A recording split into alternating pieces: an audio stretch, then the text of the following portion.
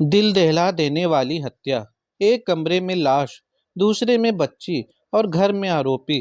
दोस्तों, आज कहानी की शुरुआत करते हैं पबजी मर्डर केस से। आखिर साधना के बेटे ने उसकी हत्या क्यों की थी? क्यों उसने 3 दिनों तक शव घर में ही रखा था? इन 3 दिनों में उसके जहन में क्या क्या बातें आ रही थी? तो आपको सिलसिलेवार तरीके से सारी बातें बताते हैं। लेकिन आरोपी की बात करने से पहले बात करते हैं उस बच्ची की जिसे उसके भाई यानी हत्यारे ने 3 दिनों तक घर में ही कैद रखा।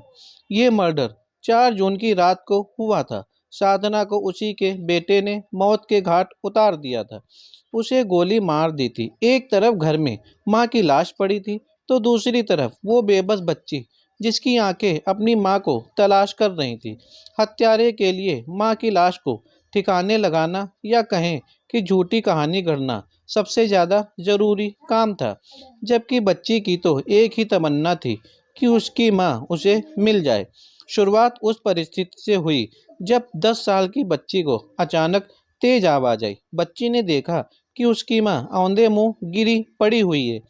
सामने उसका भाई था। ऐसे में बच्ची माँ से बात करना चाहती थी, लेकिन भाई ने ऐसा करने से मना कर दिया। बच्ची रोने लगी। इतने में आरोपी उसे गोद में उठाकर दूसरे कमरे में ले गया। बच्ची ने पूछा कि मम्मी को क्या हुआ है? आरोपी बच्ची से बोला कि माँ ठीक है, उसे कुछ नहीं हुआ है, बस ऐसे ही लेटी हुई है। आरोपी ने आरोपी ये नहीं चाहता था कि बच्ची को पता चल जाए और वो शोर मचा दे जिससे उसका पर्दा फाश हो जाए। इस दौरान बच्ची बार बार माँ के बारे में ही पूछ रही थी, लेकिन उसका भाई ये कह रहा था कि माँ ठीक है, थोड़ी देर में मिल लेना। इसके बाद आरोपी ने बच्ची को कमरे में ही बंद कर दिया। घर का कुत्ता बार बार भौंक रहा था। आरोपी ने कुत्ते को बांध दिया। बच्ची ने बताया कि उसे स्कूटी स्टार्ट होने की भी आवाज़ सुनाई दी थी।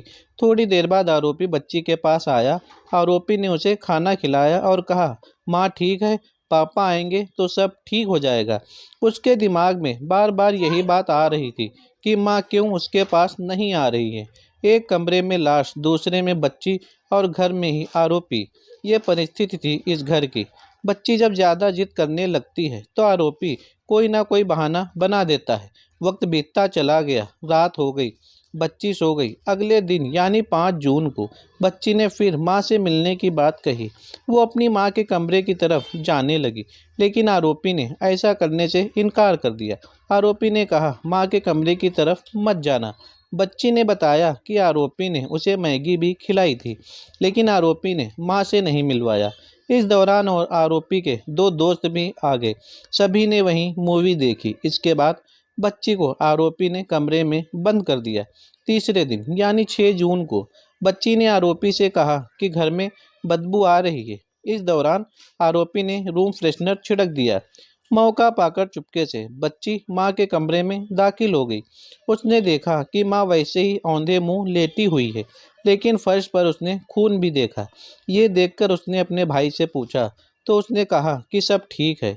चौथे दिन यानी 7 जून की रात को बच्ची को पहली बार पता चला कि उसकी माँ की हत्या हो गई है।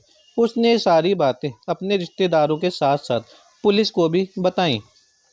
दूसरी तरफ आरोपी बाल सुधार गृह में है। आरोपी ने कस्टडी में कई खुलासे भी किए। आरोपी लगातार अपने बयान बदल रहा था। उसने कहा कि घटना वाले दिन उसका अपनी मां के साथ झगड़ा हुआ था। इसके बाद मां ने खाना भी नहीं दिया। आरोपी ने बयान में बताया कि उसके सोने से पहले उसने वादा किया था कि इस भूख का बदला वो जरूर लेगा। साथ साथ आरोपी को इस बात की भी चिढ़ थी कि मां किसी से फ़ोन पर घंटों घंटों बात किया करती थी। ये बात उसने अपने पिताजी को भी बताई थी। जब उससे पूछा गया कि उसने हथियार चलाना कैसे सीख लिया, तो उसने बताया कि उसके पिता हथियार को राजस्थान में चलाते हुए उसने देखा था, वहीं से हथियार चलाना सीखा।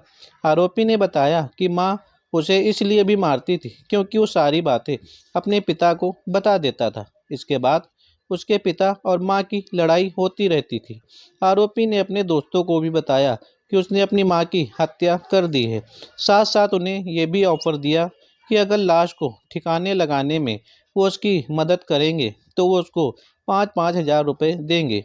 लेकिन उसके दोस्तों ने ऐसा करने से इनकार कर दिया। जब आरोपी ने अपनी मां का कत्ल किया था, इसके बाद उसने वीडियो कॉल करके अपने पिता को भी दिखाया था और ये कहानी गढ़ी थी कि किसी ने उसकी मां का कत्ल कर दिया।